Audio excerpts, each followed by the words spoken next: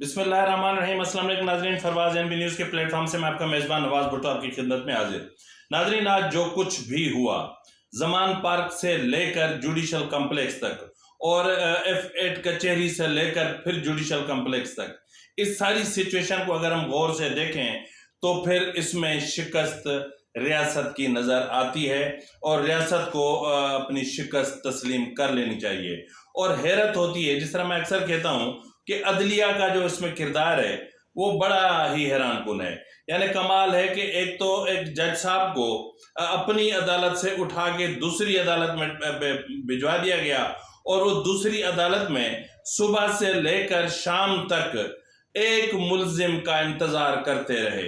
यानी एक जज साहब एक मुल्जिम का इंतजार कर रहे हैं और वो मुल्जिम अदालत के दरवाजे तक पहुंचता है और फिर भी वो अदालत नहीं आता ताकि फर्द जुर्म आयद हो सके। और फिर वो जज साहब हुक्म देते हैं कि जी जाएं, गाड़ी में उनसे अटेंडेंस लगवा के आए। ये मतलब ये हैरान कुन जो है वो मामला है। और इस तरह की जो सियासत की जो बुनियाद रखी जा रही है, इसके नतायज बिलाशुबा आगे चल के बहुत बुरे निकलेंगे। मैं ये नहीं कह रहा कि आज जो कुछ हुआ ये पहली बार हुआ है, ये पहले भी होता रहा है। यानी जब भी पहले जब पीपुल्स पार्टी की जब हुकूमत थी तो उसमें भी उनके जो मुखालफिन थे उनके खिलाफ हुआ, और जब नून लीग की हुकूमत थी तो भी ये सब कुछ होता रहा। लेकिन उसमें अदलिया का जो किरदार था वो इस तरह नहीं था जिस तरह अब है। यानी इस तरह हैरान कुन जो किरदार है। मैं तो कहता हूं कि रियासत को खुलकर एक बार अपनी शिकस्त तस्लीम कर लेनी चाहिए। क्या कर लिया आपने? ज़मान पार्क से दहशतगर्द भी पकड़ लिए, हथियार भी बरामद कर लिए, सब कुछ कर लिया। जुडिशल कॉम्प्लेक्स के सामने मोटरसाइकिलें जलती रहीं, पुलिस की गाड़ियां जलती रहीं, पुलिस पे जो है वो आंसू गैस की शेलिंग होती रही। तो ये रियासत की नाकामी है। एक मुल्जिम के सामने ये रियासत की नाकामी है। अब उसकी जो बुनियादी एक वजह है वो, जिस तरह मैंने कहा कि अदलिया जो है वो उसका इसमें बहुत बड़ा किरदार है। क्या ये लाहौर हाई कोर्ट में कुछ नहीं हुआ था पहले? क्या लाहौर हाई कोर्ट में जो कुछ हुआ था उसके बाद जो है वो 10 बजे तक जज साहब बैठे हुए इंतजार करते रहे इमरान खान का, और फिर इमरान खान गए। और इसके अलावा अब हम ये भी सुन रहे हैं कि इमरान खान और चीफ जस्टिस के दरमियान कुछ ऑडियो जो अपना उनकी जो फोन कॉल्स थी वो लीक हुई हैं। और अभी मैं देख रहा था, ये मुबैना तौर पर, ना मैंने सुनी है ना मैं उसकी तस्दीक कर सकता हूं, मैं मुबैना तौर पर कह रहा हूं कि जिसने भी वो ऑडियोज रखी हैं वो चीफ जस्टिस साहब की टेबल पे रखी हैं और उनसे ये भी कहा है कि इनका फ्रांसिक भी करवा लिया गया है।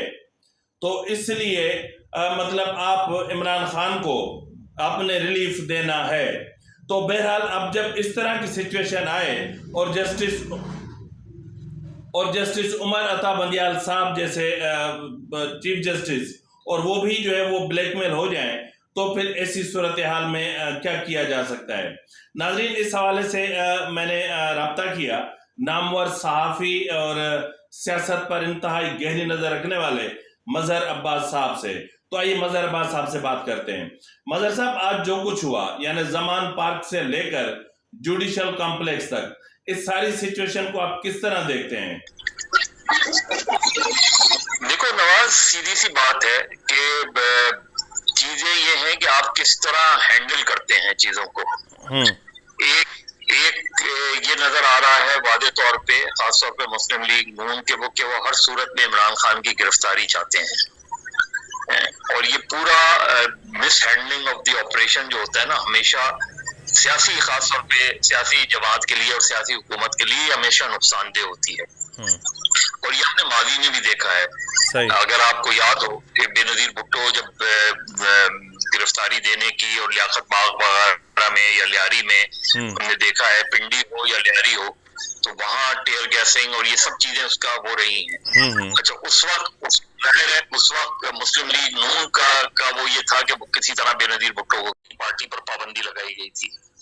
उनके खिलाफ इराक की एम्बेसी से असला बरामद करवा दिया गया था। ये सारी चीजें हमारी सियासी तारीख का हिस्सा है। बदकिस्मती से हम उस सियासी तारीख से सबक नहीं सीखते। आज जो कुछ जुडिशल कॉम्प्लेक्स के सामने हुआ, यानी जो पुरतशद्दुद वाकयात हुए, ان واقعات کا اب پاکستان کی جو سیاست ہے اس کے مستقبل پر کس طرح کا اثر مرتب ہوگا؟ اور اس کے علاوہ یہ بار بار لندن پلان کی بات کی جاتی ہے، تو لندن پلان کیا ہے؟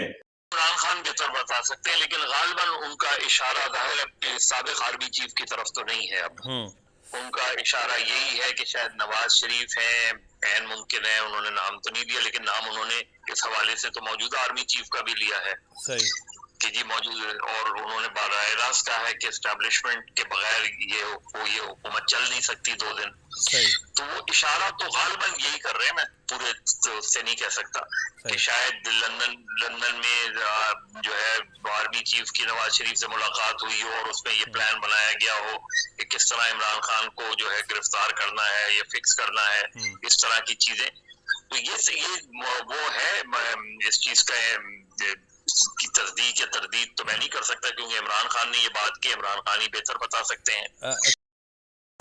ہاں، میرا آخری سوال جو ہے وہ یہ ہے کہ اگر عمران خان ایک باعزت طریقے سے، جس طرح بڑے لیڈرز اکثر یہ کرتے رہے ہیں، سرنڈر کر دیتے تو ان کا جو پولیٹیکل امیج ہے وہ کتنا بڑھتا، اور اس سے تو پی ٹی آئی کو فائدہ ہی پہنچنا تھا، لیکن اس طرح انہوں نے یہ راستہ کیوں نہیں اپنایا؟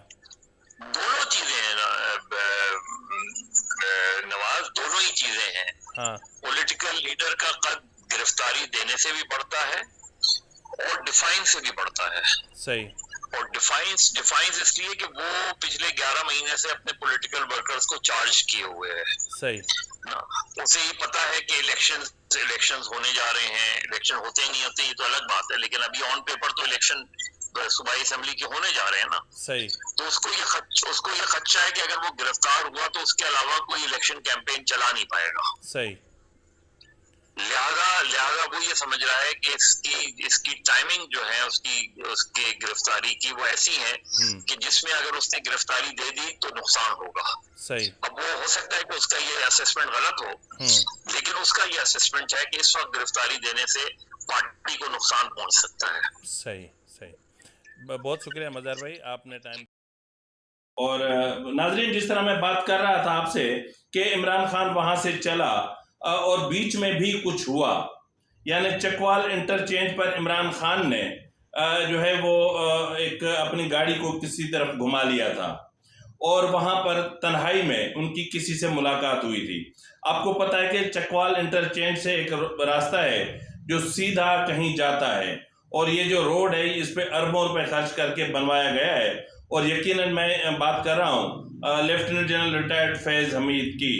تو یہاں پر جو 10-15 منٹ کا اسٹے ہوا، اس اسٹے کے دوران اب عمران خان کی یا تو خود جنرل فیض سے ملاقات ہوئی، یا پھر یوں بھی کہا جا سکتا ہے کہ عمران خان کی جنرل فیض کے کسی نمائندے سے ملاقات بھی ہوئی ہے۔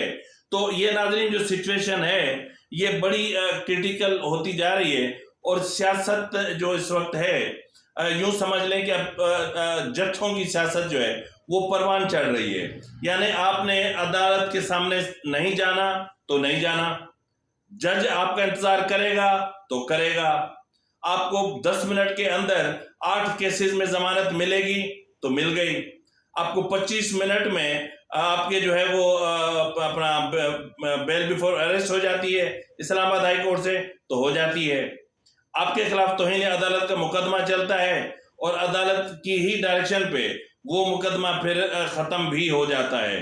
یعنی لاہور ہائی کورٹ میں جسٹس اطہر من اللہ صاحب نے جس طرح کیا وہ سب کو یاد ہے۔ تو اس حوالے سے ہم نے سینٹ کے سابق چیئرمین، پاکستان پیپلز پارٹی کے رہنما اور سینیٹر فاروق ایچ نائک سے جب رابطہ کیا آج کی سچویشن کے حوالے سے، تو انہوں نے کیا کہا، ذرا آئیے بات کرتے ہیں۔ سر، میں اپنا یہ سوال میں نے آپ سے پہلے مظہر عباس سے بھی پوچھا تھا، بہت بڑے صحافی ہیں، اور وہی سوال میں دہرا رہا ہوں کہ آج زمان پارک سے جوڈیشل کمپلیکس تک جو کچھ بھی ہوا، اس کو مطلب آپ کس نظر سے دیکھتے ہیں اور اس کے سیاسی مستقبل پر کس طرح کے اثرات مرتب ہوں گے؟ سر میں نے دیکھا ہی نہیں ہے، مجھے نا ٹی وی دیکھنے کا ٹائم ہی نہیں ملا، I was busy with my legal work, تو میں اس لیے کوئی کمنٹ ہی نہیں کر سکتا۔ اگر میں نے دیکھا ہوتا تو ضرور آپ کو کمنٹ کر دیتا، میں نے کچھ دیکھا ہی نہیں ہے، سچی بات ہے۔ اچھا، अच्छा भला जी हाँ फारूक नाइक साहब, इमरान खान का जो तर्ज सियासत है, आप उस तर्ज सियासत को किस निगाह से देख रहे हैं? जहाँ तक देखे इमरान खान की, मैं तो ये खाली ये समझता हूँ, इमरान खान साहब हो चाहे कोई भी हो, कानून की पासदारी करनी चाहिए और कानून को तोड़ना नहीं चाहिए। अगर आपके खिलाफ वारंट ऑफ अरेस्ट है तो उसको कानून के मुताबिक हिसाब करना चाहिए। जरदारी साहब के खिलाफ जब भी वारंट आए, जरदारी साहब ने अपने आप को क्या कहते हैं पेश कर दिया, गिरफ्तार हुए, कोर्ट ने उनको बुलाया, कोर्ट के अंदर हमेशा गए। जब फर्द जुर्म आयद होनी थी उसके लिए बुलाया, वो गए, क्या कहते हैं कोई हंगामा नहीं किया, कोई तोड़ फोड़ नहीं की। इसलिए जब तक कि हम अदालतों का क्या कहते हैं रिस्पेक्ट नहीं करेंगे, कानून की रिस्पेक्ट नहीं करेंगे, चाहे बड़ा आदमी हो चाहे छोटा आदमी हो, तो मुल्क के अंदर फिर लाकानूनियत हो जाती है। अच्छा सर, इसमें जो अदलिया का किरदार है, अगर उस पर हम नज़र दौड़ाएं तो जिस तरह इमरान खान को इस्लामाबाद हाई कोर्ट में चंद मिनटों में, यानी 25 या 35 मिनटों में जमानत मिल जाती है, और उसी इमरान खान के लिए जजेस भी इंतज़ार करते हैं, अदालतें भी इंतज़ार करती हैं, और वो जाए न जाए ये उनकी मर्जी है। और लाहौर हाई कोर्ट में आपने देखा कि उनको 8 मुकदमात में, यानी 8 लम्हे भी शायद नहीं गुजरे होंगे कि उनको जमानत दे दी गई। तो अदलिया के किरदार को आप किस तरह देखते हैं? अपनी जगह पर होती है, पर जिम्मेदारी जो होती है, जो कोई भी इंस्टीट्यूशन हो, चाहे अदलिया हो, चाहे ब्यूरोक्रेसी हो, चाहे सियासतदानों की हो, पार्लियामेंट हो, उन्होंने अपनी जिम्मेदारी खुद संभालनी है। अगर अपनी जिम्मेदारी पूरी नहीं करेंगे तो लोग क्या तनकीद करेंगे, और ये आपके साथ ये मैं कह सकता हूँ। ठीक, बहुत शुक्रिया फारूक नाइक साहब आपका, आपने मुझे टाइम दिया। तो नाजरीन, जिस तरह मैं आपसे बात कर रहा था कि इस वक्त पाकिस्तान की जो सियासत है वो इंस्टीट्यूशंस की अब रिस्पेक्ट नहीं की जा रही। पॉलिटिक्स में हुकूमत है कि इंतकाम में अंधी है, और अपोजिशन है कि अपनी ताकत का मुजाहरा करके और रियासत को झुकाने पे लगी हुई है, और कंस्पिरेसी थ्योरीज चल रही हैं। चीफ ऑफ आर्मी स्टाफ के खिलाफ जहर उगला जा रहा है, हमारी पाक फौज के खिलाफ जहर उगला जा रहा है, और एक पूरी भरपूर एक पाक फौज के अंदर एक लॉबिंग की जा चुकी है, और वो लॉबिंग इमरान खान को हर लिहाज पे, हर फ्रंट पे, हर महाज पे सपोर्ट कर रही है।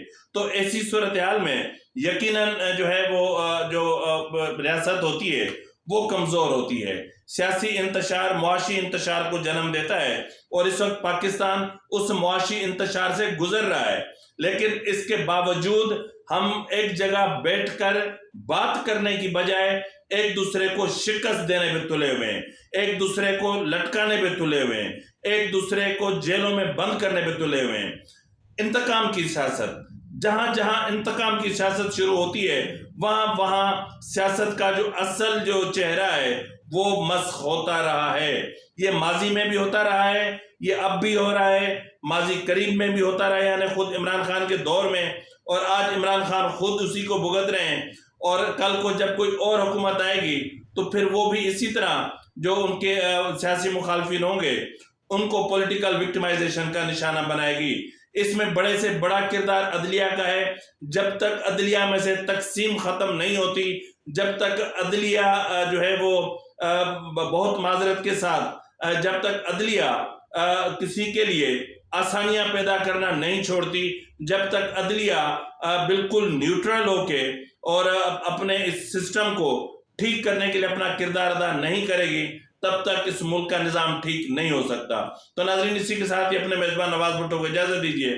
फ़ी अमानिल्लाह।